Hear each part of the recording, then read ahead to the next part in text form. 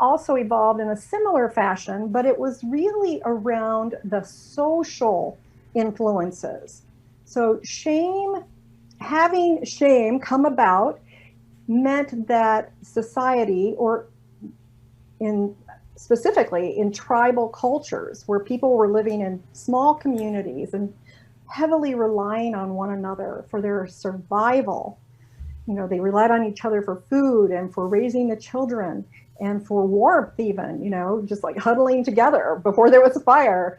Um, it was so important to have everyone on the same page, that shame evolved as a psychological mechanism to assure that the tribe would be healthy. Because what it meant was, if you were so bad, if you wronged the community in some way, it was very uncomfortable to keep living with each other, and all eyes were on you. And it meant also that the tribe could actually suffer.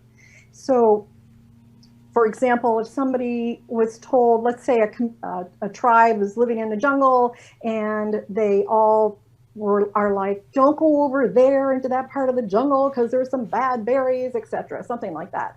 And then one day somebody sneaks out and they're like, you know, they're not going to know. We really need some more food. I'm going to help out and I'm going to go get those berries. I had one or two and it was fine for me. They bring them back, and then, you know, half the tribe is deceased as a result, or seriously ill.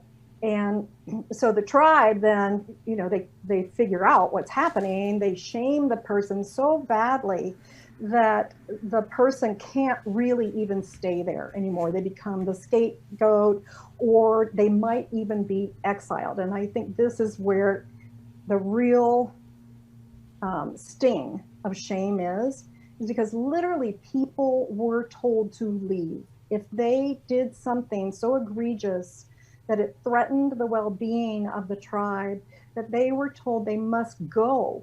Well, what that meant back then, it's not like now. You couldn't just move to another state and, you know, get an apartment or a home or live in your RV. You literally were out in the elements and you were at the will of nature. And it very often meant that these people simply ceased to exist. They died. They could not sustain themselves. It really took a community.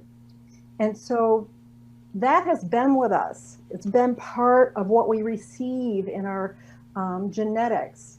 And it's come down through family lines.